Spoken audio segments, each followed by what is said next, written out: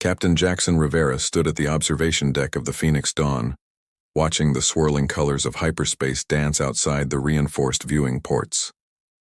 3 years into humanity's first deep space exploration mission, and they had yet to encounter another intelligent species. The universe felt vast and lonely, filled with beautiful worlds but empty of the companionship Earth had hoped to find among the stars.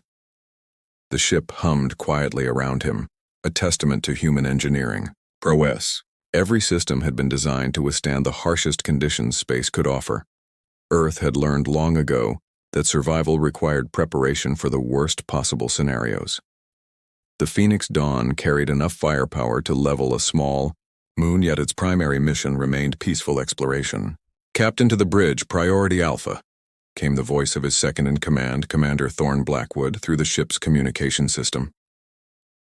The urgency in Thorne's normally calm voice made Jackson's pulse quicken. He had served with Thorne for over a decade, and the man rarely showed concern unless the situation truly warranted it. Jackson strode through the corridors of his ship, noting how his crew members straightened as he passed.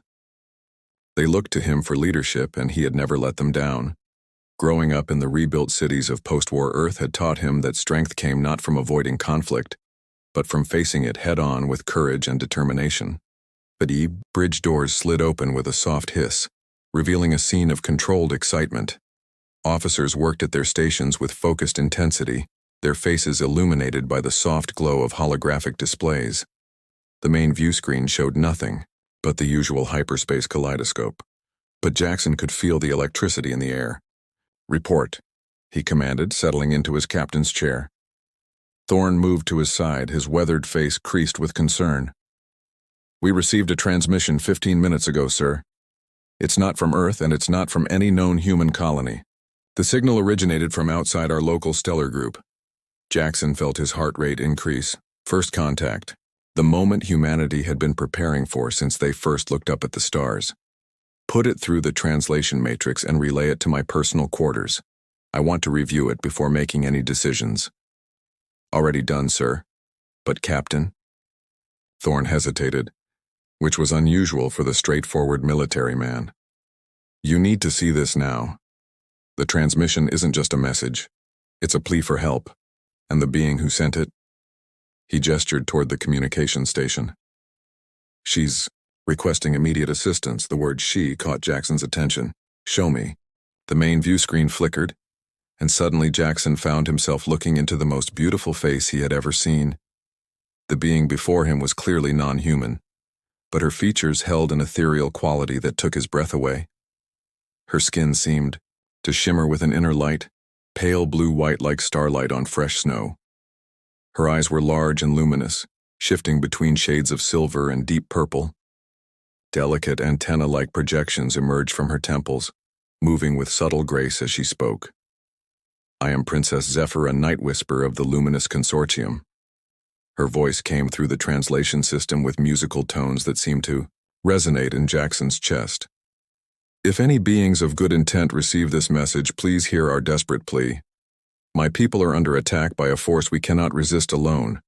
They call themselves the Shadow Collective, and they seek to extinguish the light of our civilization forever." The image shifted to show scenes of destruction that made several bridge officers gasp. Beautiful crystalline cities were being torn apart by dark ships that moved like living shadows across alien skies. Elegant beings similar to Zephyra fled in terror as their world burned around them. "We have heard whispers of a species that calls Earth their home," Zephyra continued, her luminous eyes seeming to look directly at Jackson through the screen. "They say you are warriors born from a world of hardship, that you have never known defeat when fighting for what is right. We offer everything we have, all our knowledge and treasures, in exchange for your aid. Please, if you can hear this, come to the Andorian Nebula. Time grows short." The transmission ended, leaving the bridge in stunned silence. Jackson stared at the empty screen, his mind racing through the implications. First contact with an alien species, and it came in the form of a desperate plea from a being whose very presence seemed to call to something deep within his soul. "Sir?" Thorne's voice brought him back to the present. "What are your orders?" Jackson turned to face his crew, seeing his own mixture of excitement and determination reflected in their faces. These were good people, the best Earth had to offer. They had volunteered for a mission that might have taken them away from home, forever, driven by humanity's eternal desire to explore and protect. "Plot a course for the Andorian Nebula," he commanded. "Maximum speed." "Sir," Lieutenant Vera Storm, their weapons specialist, spoke up from her station. "We don't know anything about this shadow collective. This could be a trap." Jackson nodded, appreciating her caution. "You're right to be concerned, Lieutenant, but look at those recordings. Either this Princess Zephyra is the greatest actress in the galaxy, or her people are genuinely in desperate need of help." He stood, feeling the familiar weight of command settle on his shoulders. Humanity has always answered the call when innocents needed protection. We're not about to stop now. Besides, he added with a slight smile, we're Deathworlders, aren't we? If this shadow collective wants a fight, they're about to discover what happens when you threaten someone under human protection. The crew responded with grins and determined nods. They began working with renewed energy, preparing the Phoenix Dawn for whatever awaited them in the Andorian Nebula. Jackson watched them work, feeling pride swell in his chest. This was humanity at its finest, brave, compassionate, and utterly unwilling to back down from a challenge.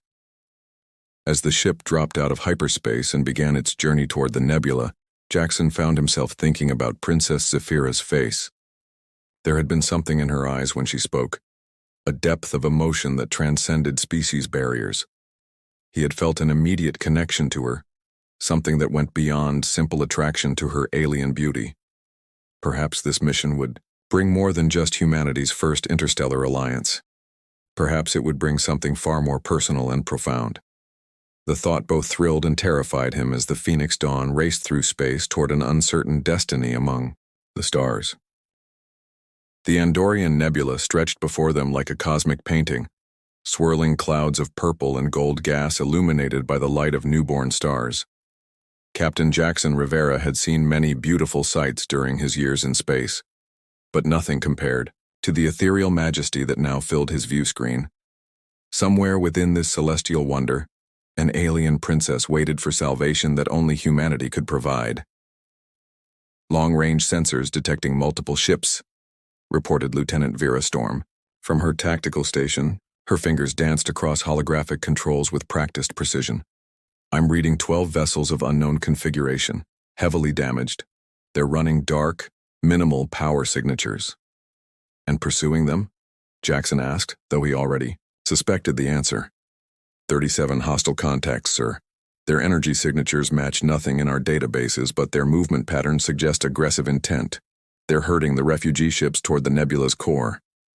Jackson studied the tactical display, his mind automatically calculating attack vectors and defensive positions. Growing up on Earth meant learning to think like a predator when necessary. Every human carried the genetic memory of countless generations who had survived by outthinking their enemies. "Open a channel to the refugee ships," he commanded. "Let's announce ourselves properly." The main view screen flickered, and once again Princess Zephyra appeared before them. This time, however, her ethereal beauty was marred by exhaustion and desperation. Her shimmering skin had lost some of its inner light, and her magnificent eyes held shadows of grief and fear.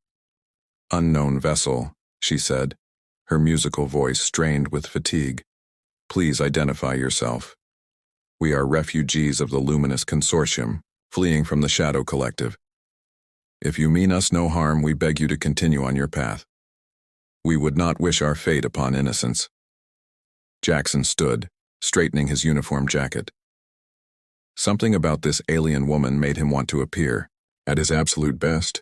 "Princess Zephyra, this is Captain Jackson Rivera of the Earth vessel Phoenix Dawn. We received your distress call and have come to offer assistance." The transformation in her expression was immediate and breathtaking. Hope bloomed in her luminous eyes like stars being born, and her antennae-like projections began to glow with soft silver light. For a moment, Jackson forgot he was looking at an alien being. He saw only a beautiful woman whose relief and gratitude reached across the void to touch his heart. "Earth," she whispered, the word carrying reverence and wonder. The Deathworld, you actually came. We gave you our word, Jackson replied simply. Humans don't break promises to people in need. Before Zafira could respond, another voice cut across the communication channel. Cold, mechanical, and filled with malevolent amusement. How touching. The softskins have found themselves a pet. Deathworlder. The view screen split, showing both Zephyra's concerned face and the nightmare visage of what could only be one of the Shadow Collective. The being was tall and gaunt, its skin the color of deep space itself. Where eyes should have been, twin voids seemed to absorb light, and when it spoke, its mouth revealed rows of crystalline teeth that gleamed like broken stars. I am Nexara, the Voidbringer, the creature continued, its voice carrying undertones that made several bridge officers wince. You will surrender the luminous survivors to us or share their fate. This is your only warning. Jackson felt his crew tense around him, hands moving instinctively toward weapon controls. This was exactly the kind of moment that had forged humanity's reputation across Earth's bloody history. When faced with a bully, there was only one appropriate response. This is Captain Rivera, he said, his voice carrying the quiet authority that had commanded respect from admirals and enlisted personnel alike. You will cease your attack on these refugees immediately and withdraw from this system. This is your only warning. Nexara's void-like eyes seemed to focus on him with predatory interest. A Deathworlder with courage. How delicious. Very well, human. Let us see if your species' reputation is earned or merely boasted. The communication cut off and immediately the tactical display exploded with activity.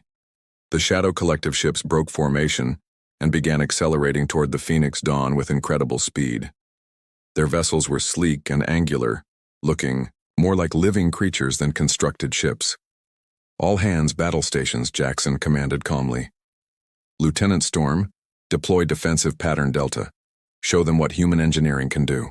The Phoenix Dawn's weapon systems came online with a satisfying hum that every crew member could feel in their bones. Humanity had learned to build ships that could withstand anything the universe threw at them, and their weapons reflected that same philosophy of overwhelming firepower combined with precision targeting. Sir, Commander Thorne reported from his station. The Shadow Collective ships are using some kind of energy-draining weapon. They're attempting to disable the refugee vessels by sapping their power cores. Not on my watch, Jackson growled. Storm, target their lead ships. Let's show them why Earth is classified as a death world. The Phoenix Dawn opened fire with devastating effect. Human weapons technology, forged in the crucible of countless terrestrial conflicts, proved superior to anything the Shadow Collective had encountered. Brilliant beams of coherent energy lanced across space, punching through enemy shields as if they were paper. The first Shadow Collective ship to taste human firepower simply disintegrated, its exotic hull materials unable to withstand the concentrated fury of Earth-built cannons. The second ship managed to return fire, its strange purple energy beams striking the Phoenix Dawn's shields with malevolent force. Shields holding at 85%, Vera reported. Their weapons are powerful, but our defensive systems are adapting to their frequency patterns. That was humanity in a nutshell, Jackson thought with fierce pride. They learned, they adapted, and they overcame. Every challenge only made them stronger. Princess Zephyra, he called out, opening a channel to her ship. Can you provide tactical information about their vessels? Weak points? System vulnerabilities? Her face appeared on a secondary screen, and despite the chaos of battle around them, Jackson felt his heart skip at the sight of her. Their ships are powered by dark matter cores, she said, her musical voice carrying clearly over the sounds of combat. If you can overload those cores, the feedback will disable their energy, draining weapons. You heard the princess, Jackson called to his crew. Target their power cores, let's turn their own technology against them. The battle that followed was unlike anything in recorded human history. The Phoenix Dawn danced through space with deadly grace, her crew working in perfect harmony born of years of training and absolute trust in their captain. Human tactical doctrine, developed through millennia of warfare on a hostile planet, proved devastatingly effective against the rigid attack patterns of the Shadow Collective. One by one, Enemy ships fell to precise strikes that turned their own power cores into devastating weapons against them. The remaining Shadow Collective vessels began to retreat, their earlier confidence shattered by the realization that they faced something entirely outside their experience. "Nexara is hailing us," the communications officer announced. "Put him through," Jackson ordered, settling back into his captain's chair with the satisfaction of a job well done. The alien commander appeared on screen, his void-like eyes now carrying a hint of what might have been respect. "Impressive, Captain Rivera. We underestimated your species' capabilities. This encounter has been educational." "Glad we could teach you something," Jackson replied dryly. "Now honor our agreement and withdraw from this system." "Oh, we shall withdraw?" Nexara said, his crystalline teeth gleaming in what might have been a smile. "But this is far from over, Deathworlder. The Shadow Collective has existed for eons. We will study you, learn your weaknesses, and return stronger than before." The transmission ended, and the remaining enemy ships vanished into hyperspace, leaving behind only debris and the grateful survivors of the Luminous Consortium. "Princess Zephyra is requesting permission to come aboard," Thorne reported. Jackson's pulse quickened at the thought of meeting her in person. "Granted. Have her escorted to the observation lounge, and Thorne, make sure the environmental systems are adjusted for her species' comfort." 20 minutes later, Jackson found himself standing in the ship's most elegant space, watching as the airlock doors slid open to reveal Princess Zephyra in all her ethereal glory. She was even more beautiful in person, her luminous skin seeming to glow with inner starlight. She moved with fluid grace that made her appear to float rather than walk. "Captain Rivera," she said, her voice carrying harmonics that resonated in his chest. "I cannot adequately express my gratitude for what you have done. You saved not just my people, but our entire civilization." "Just doing what any decent person would do," Jackson replied, suddenly feeling awkward under her luminous gaze. "Though, I have to admit, meeting you makes this mission feel like more than just duty." Their eyes met across the space between them, and Jackson felt something electric pass between them. Despite the vast differences in their species, despite the impossible odds against such a connection, he found himself drawn to this alien princess with an intensity that both thrilled and terrified him. Zephyra stepped closer, her antennae glowing with soft silver light. "On my world, we believe that souls recognize each other across any distance, any difference. When I first saw your face, Captain, I felt something I had never experienced before." "What was that?" Jackson asked softly, reaching out to gently touch her luminous cheek. "Hope," she whispered, leaning into his touch. "And something deeper, something that transcends species and worlds and the vast emptiness between stars." As their lips met in humanity's first interspecies kiss, Jackson knew that whatever challenges lay ahead, whatever the Shadow Collective might bring against them, he had found something worth fighting for that went beyond duty or honor. He had found love among the stars. 6 weeks had passed since the first encounter with the Shadow Collective, and the Phoenix Dawn had become the heart of an unlikely alliance. Captain Jackson Rivera stood in the ship's war room, surrounded by holographic displays showing the defensive positions they had established throughout the Andorian Nebula. Beside him, Princess Zephyra studied the tactical data with the keen intelligence that had first captured his attention. Their relationship had blossomed during the quiet moments between preparing for war, late nights spent sharing stories of their respective worlds, stolen kisses in empty corridors, and the gradual realization that love could indeed bridge the vast gulf between species. Zephyra had taught him about the harmonious philosophy of the Luminous Consortium, while Jackson had shown her the fierce protective instincts that drove humanity to fight for those they cared about. "The refugee fleet has reached full defensive capability," reported Commander Thorne as he entered the war room. "The Luminous engineers have integrated their shield technology with our weapon systems. The results are impressive." Jackson nodded, but his expression remained grim. Long-range sensors had detected massive Shadow Collective formations massing at the edge of the nebula. Nexara had kept his promise to return, and this time, He had brought enough firepower to sterilize entire star systems. How many ships? Zephyra asked, her melodious voice carrying undertones of worry. 300 confirmed contacts, Thorne replied. Possibly more hidden behind sensor shadows. They're not taking any chances this time.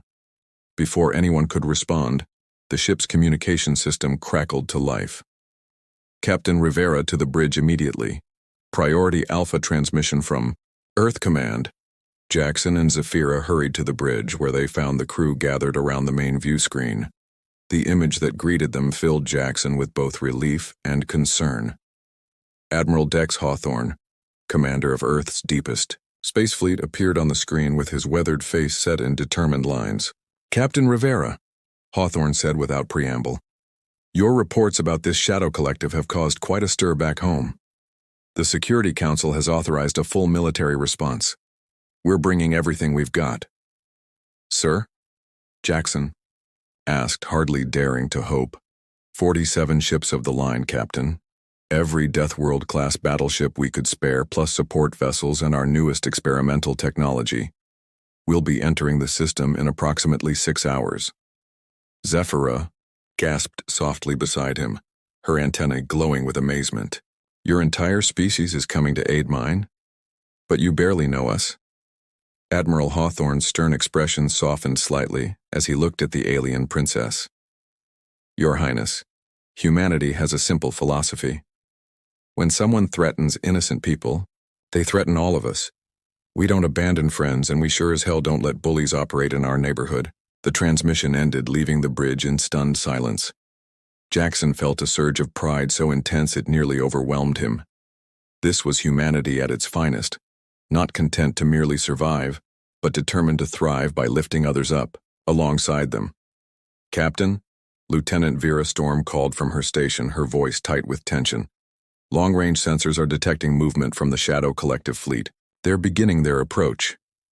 All ships, battle stations, Jackson commanded. This is it, people. Everything we've trained for comes down to the next few hours. The Shadow Collective fleet emerged from hyperspace like a plague of locusts, their dark ships blotting out the stars themselves. At their head flew a massive vessel that dwarfed anything the humans had seen before, clearly Nexara's flagship, a monument to destructive power that seemed to absorb light itself. Incoming transmission, the communications officer announced. Nexara's void-like visage filled the screen, but this time his expression carried no amusement. Captain Rivera, you have impressed me with your species' tenacity. I offer you one final chance to withdraw with honor. Leave the luminous vermin to their fate, and the Shadow Collective will consider humanity worthy of continued existence. Jackson stepped forward, his hand finding Zephyra's. The gesture was small, but it spoke volumes about what humanity was willing to fight for. Nexara, let me explain something about my species. We have a saying on Earth, nobody gets left behind. That applies to friends, allies, and especially to people we love. He squeezed Zephyra's hand gently. So here's my counteroffer. Surrender now, and we might let you keep enough ships to limp back to whatever dark corner of the galaxy spawned you. Nexara's crystalline teeth gleamed in what might have been rage. So be it, Deathworlder. You have chosen extinction. The battle began with devastating fury as 300 Shadow Collective ships opened fire simultaneously. Their dark energy weapons lanced across space like the wrath of dying stars, striking the combined human luminous defensive line with force that would have shattered lesser fleets. But the humans had not been idle during the weeks of preparation. Working with luminous engineers, they had created something unprecedented. A perfect fusion of human military doctrine and alien defensive technology. Shield arrays that could adapt to any weapon frequency combined with human targeting systems that never missed their mark. The Phoenix Dawn led the charge, her hull gleaming with integrated luminous crystals that converted enemy fire into additional shield strength. Around her, the refugee ships that had seemed so helpless weeks before now moved with deadly purpose, their crews trained by human tactical experts in the art of space warfare. Multiple hits on the enemy flagship, Vera reported, her voice rising with excitement. Their dark matter core is showing instability readings. Keep the pressure on, Jackson commanded, Focus fire on that monster. Cut off the head of the snake. But even as the Human Luminous Alliance pressed their attack, the Shadow Collective's superior numbers began to tell. Enemy ships swarmed around the defensive positions like angry wasps, their energy-draining weapons slowly sapping the strength from the Allied fleet. Just when it seemed the battle might turn against them, space itself seemed to explode with light. 47 human warships dropped out of hyperspace in perfect formation, their hulls bristling with weapons that represented centuries of human military innovation. Admiral Hawthorne's voice boomed across the communication channels. "This is the Earth Defense Fleet. Any Shadow Collective vessels that surrender immediately will be allowed to withdraw. All others will be destroyed." The response was immediate and overwhelming. Human ships, built in the forges of a Deathworld and crewed by warriors who had never known defeat, fell upon the Shadow Collective fleet with righteous fury. Their weapons, designed to function in Earth's harsh electromagnetic environment, proved devastatingly effective against the aliens' exotic technology. Nexara's flagship, caught between the original defenders and the new arrivals, found itself the focus of concentrated fire from over 60 ships. Its dark hull, which had seemed so invulnerable, began to crack and splinter under the relentless assault. "Nexara is hailing us," the communications officer announced. The alien commander appeared on screen one final time, his void-like eyes now carrying something that might have been fear. "Impossible," he whispered. "Your species fights as if possessed. What drives you to such extremes for beings you barely know?" Jackson looked at Zephyra, seeing in her luminous eyes the reflection of his own feelings, love that transcended species, hope that bridges any darkness, and the unshakable human belief that everyone deserved protection from those who would harm them. "Love," Jackson said simply, "something your species apparently never learned." The final explosion of Nexara's flagship lit up the nebula like a newborn star. The remaining Shadow Collective ships, their leadership destroyed and their confidence shattered, fled into hyperspace and were never seen in that region of the galaxy again. In the aftermath of victory, as rescue teams worked to aid damaged vessels and count their losses, Jackson found himself alone with Zephyra in the observation lounge where they had first kissed. The nebula spread before them in all its cosmic beauty, but neither of them was looking at the stars. "Your people saved mine," Zephyra said softly, her antennae glowing with gentle warmth. "They traveled across impossible distances to fight for strangers, asking nothing in return. That's what love does," Jackson replied, taking her luminous hands in his. "It makes us better than we thought we could be. It makes us fight harder, love deeper, and reach further than we ever imagined possible." Zephyra stepped closer, her otherworldly beauty seeming to glow in the starlight. "The luminous consortium will formally request an alliance with Earth. Our species will share knowledge, technology, culture. We will be stronger together than either could be alone." "And us?" Jackson asked, his heart racing despite everything they had been through together. "What happens to us?" "I have spoken with my people's council," Zephyra said, her voice carrying music that seemed to resonate in his soul. "They believe, as I do, that love which can unite species can unite worlds. If you will have me, Jackson Rivera, I would like to be your bondmate in the way of my people, and your wife in the way of yours." Their kiss tasted of starlight and promises, of hope that stretched across the void between worlds. Around them, human and luminous crews worked together to rebuild what war had damaged, creating something beautiful from the ashes of conflict. Later, as word of the victory spread across the galaxy, other species would speak in hushed tones of the Deathworlders who had emerged from a distant solar system to challenge the Shadow Collective. They would tell stories of warriors who fought not for conquest or glory, but for love and justice, and the simple belief that everyone deserved protection.